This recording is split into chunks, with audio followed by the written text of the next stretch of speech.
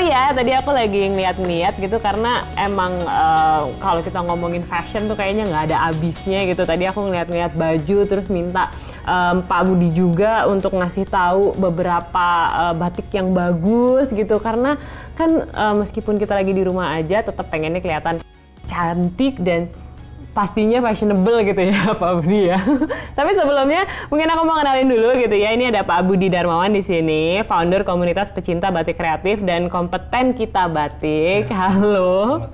Selamat siang. Nah ini dari tadi aku ngobrol sama Pak Budi gitu, tapi hari ini seneng banget karena Vokasi Kini akan ngobrol juga mengenai fashion ini bersama dengan Mbak Fitria Nur Aisyah, dan nanti kita akan ngomongin juga mengenai furniture bersama dengan Pak Among, guru SMK Pika Semarang. Nah makanya kita akan masuk nih ke dunia fashion terlebih dahulu karena penasaran banget, pasti banyak banget gitu generasi muda yang pengen tahu mengenai dunia fashion, dan salah satunya mungkin kita pengen tahu dari Mbak Fitria yang sudah membawa karya-karyanya waktu itu ke negeri Eropa. Mbak Fitria boleh dijelasin dong, kita pengen tahu nih sampai bisa datang ke Eropa membawa karya. Itu ceritanya gimana Mbak Fitria? Iya ceritanya ya ceritanya tuh sangat panjang banget ya Kak, karena saingannya itu banyak banget karena seangkatan pun berbondong-bondong gimana caranya jadi anak prestasi gitu. Ada seleksinya. Oke, dan itu waktu itu masih duduk di SMK ya Mbak Fitria ya? Ya masih kelas 3 SMK. Oh oke, dan waktu itu bawa karyanya di sana, ke sana terus antusiasmenya di Paris tuh orang-orang tuh seperti apa? Ya banyak orang-orang yang nggak menyangka ini yang membawa anak SMK dan pada bangga gitu, pada tertarik gitulah. Oke, tertarik ya karena anak muda yang membawa. Nah, mungkin aku pengen tahu dari Pak Budi kalau kita bicara mengenai dunia fashion itu kan pasti luas banget gitu ya. Tapi kan Pak Budi di sini memang benar-benar paham betul mengenai batik. Nah, kalau kita bicara mengenai generasi muda, seberapa tinggi sih minat mereka untuk mempelajari mengenai batik? Oke. Saya biasanya nyapa mereka tuh sahabatik ya.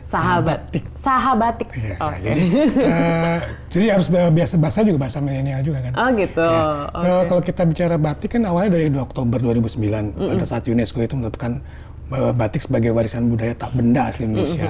Nah karena warisan tak benda asli Indonesia itu yang dilakukan adalah apa? Mensosialisasikan proses pembuatan batiknya. Kami di Kita Batik ini mensosialisasikan itu kepada generasi milenial. Kita punya program namanya Generasi Milenial Melek Batik. Kita ajarkan batik dengan cara prosesnya yang benar. Ada dari membuat pola, merekatkan malam dengan canting tulis dan canting cap, pewarnaan bisa dengan warna alam dan warna sintetis, dengan bisa dicelup atau dicolet, dan ada fiksasi dan terakhir dilorot. Nah, proses itu kita ajarin kepada generasi muda. Kita punya program yang namanya 6K. Apa itu? Batik ke kafe. Ke kafe. Ke kampus. Ke kampus. Ke komunitas. Ke komunitas. Ke kampung-kampung. Ke kampung-kampung. Ke kawinan. Ke kantoran. Ke kantoran. Jadi batik itu tidak harus depro, tidak harus kayak zaman dulu. Kita di meja kafe sambil ngopi bisa ngebatik. Bahwa kita kalau di kafe itu biasanya orang bawa laptop, saya bawa kompor. Hah? Ngapain Pak? Ngajarin anak muda batik. Kirain mau masak makanannya sendiri. Nah, anak muda batik. Nah, itu yang membuat jadi anak muda tertarik. Karena batik itu sebenarnya bukan masalah motif saja, tapi masalah prosesnya. Kita harus ajarkan yang benar dengan canting tulis dan canting cap. Oke, tapi sejauh mana sih Pak, maksudnya mereka tuh antusias untuk mengikuti dan mengetahui mengenai batik?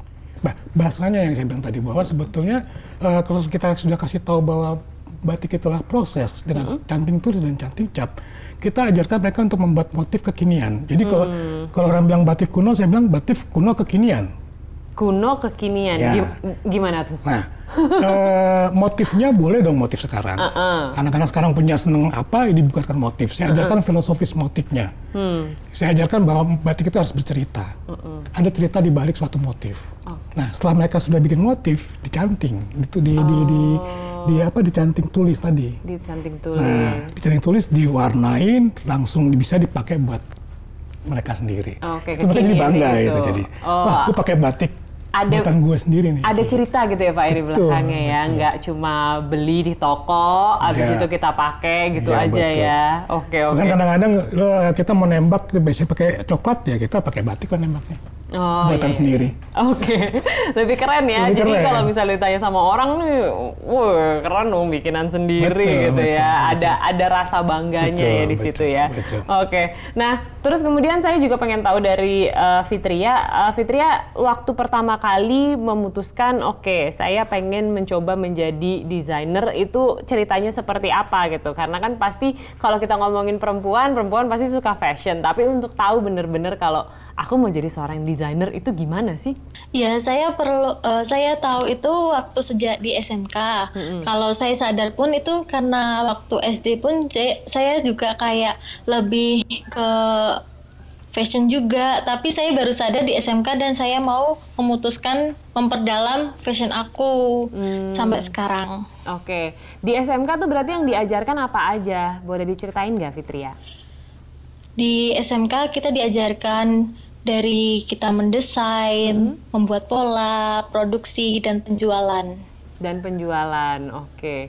Nah, sejauh itu hal apa sih yang kamu rasa perlu ditingkatkan gitu setelah kamu lulus untuk benar-benar menjadi seorang desainer yang mungkin dicari gitu di begitu banyaknya desainer di dunia fashion Indonesia? Ya, menurut saya ya harus mendalami semua dari awal kita mendesain, kita mau membuat apa, kita produksi, sampai pun target marketing kita buat siapa gitu. Oke, berarti artinya strateginya sudah harus dibuat gitu ya dari sebelum kita membuat sebuah karya. Oke, selanjutnya saya ingin tahu dari Pak Among nih. Pak Among, karena Bapak pengajar di jurusan teknik furniture, sebenarnya saya penasaran apakah kurikulumnya yang sudah di-set sedemikian rupa ini setelah lulus udah bisa siap langsung kerja, Pak? Baik, Mbak Sanas. Terima kasih untuk pertanyaan soal kurikulum. Tadi disampaikan oleh Mbak Sanas, apakah kurikulum yang telah disetting sedemikian rupa itu menjamin para lulusannya siap bekerja. Sedemikian rupa artinya disesuaikan dengan kebutuhan industri furniture. Apa sih yang dibutuhkan oleh industri furniture? Jadi tenaga kerja macam apa kompetensinya? Itu yang kami terjemahkan menjadi satu kurikulum di teknik furniture di SMK PIKA Semarang. Maka kurikulum SMK PIKA itu 40%-nya teori, 60%-nya praktek.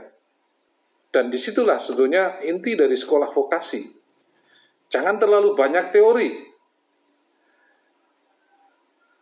karena menekankan pada keterampilan.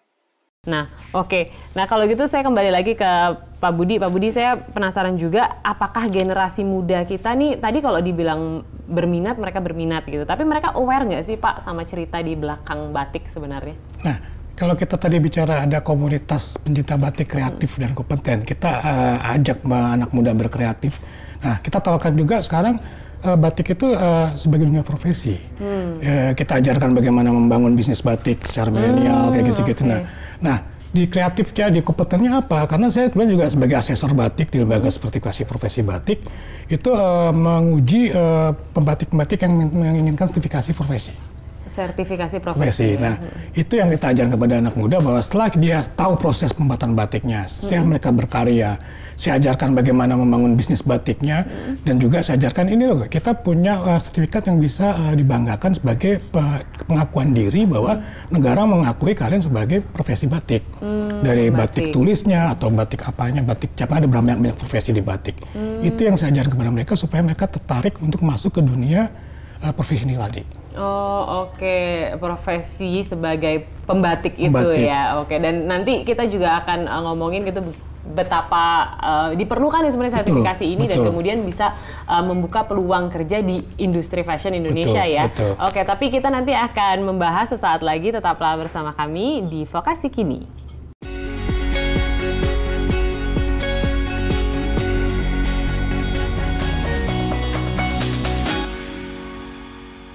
kalau ada generasi muda nih yang juga ingin berkembang menjadi seorang desainer, kemampuan apa sih yang dibutuhkan dan mungkin nggak ada tips and triknya dari kamu?